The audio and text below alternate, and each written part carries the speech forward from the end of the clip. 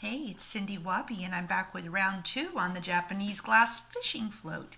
When I posted my video, I got lots of people who sent me messages and sent me pictures of some of their floats.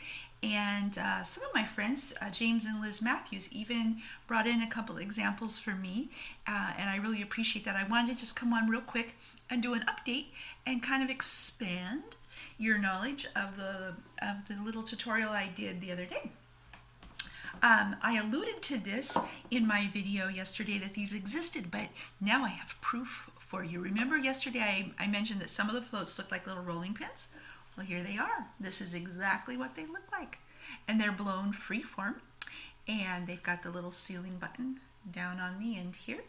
I don't know why this shape is appealing to some blowers, but I think they're really cool. This is a pretty standard size that we see them in. I have seen them a little bit bigger, but this is pretty standard right here. Let me put these down so that I can keep them there. Now here's one I told you about yesterday. Remember I mentioned that sometimes we see floats that are stuck together. Again, I have proof. Here we go. These are I call them a barbell float, and I know other people do as well, but this is a double float, and this is special for two reasons. One, because it's a double together, and here, look, you can kind of see the variation in the colors. Isn't that cool? Just, no two floats are alike. But this is special for two reasons. The first, because it's a double float. The second, because this is a great example of a different type of style of making these. And if you'll notice here, do you see that line kind of around the whole circumference of the float, kind of like an equator line on the float? So, the float that I showed you on my first video, this big one right here, this is a free-form blown float, no mold. It's blown, and it takes some skill to get it that big.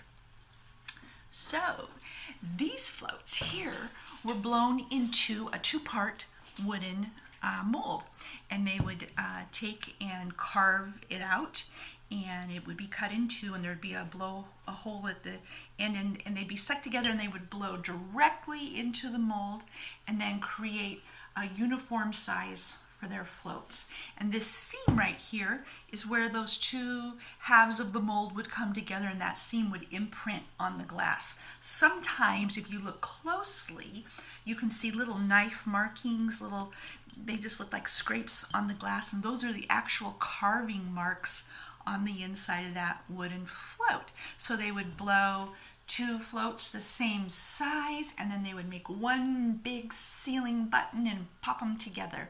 Why did they do them like this? Well, a couple theories on this, and the one that makes the most sense to me is that these larger floats are made for bigger nets for bigger fish.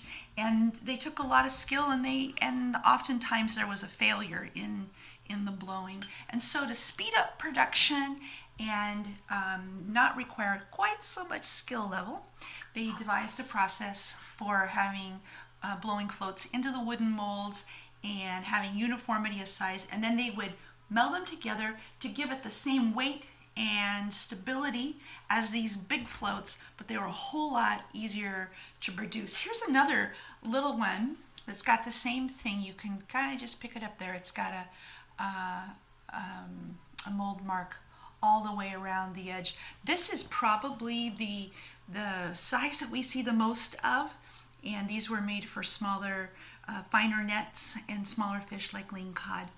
And so anyway, cool that we got some different styles that came in. I want to thank my friends James and Liz Matthews who brought these in. They have the U-Haul distributorship south of the bridge in Florence, and they're decorating their office there in nautical items, and so they picked this up at a swap meet recently, and then we're really excited about it and sent me a picture. I really appreciate seeing all the pictures you guys have sent me. I want to say one correction to my first video. I had said that the Japanese did not invent glass blowing. Instead, it was developed by a Norwegian fisherman. The truth, what I really meant to say, was that a Norwegian fisherman is the one who invented and developed the technique for glass blowing fishing floats. I don't know who developed the process for glass blowing itself, and maybe someday I'll do a video on it, but I wanted to just correct that little slip on my part, because sooner or later somebody would have caught it and sent me a message. And hey, I'm human, and so there, I beat you to the punch. Anyway, thank you again for sharing these with me, and for watching my videos, and you've got some other funky, cool looking floats out there in your own collection. Send me a picture. I'd love to see them. Have a great day. Take care. Bye.